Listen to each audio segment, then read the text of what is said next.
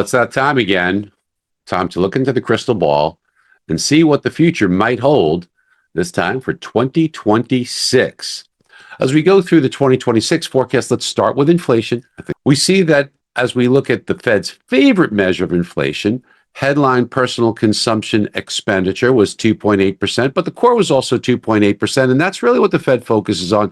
And the reason why it's overstated is because shelter is very delayed. Now, look, shelter, the BLS and the BEA, they measure these things, but they only look at a small portion of the country every month. Information that we get from things like Zillow, it shows rents continuing to decline.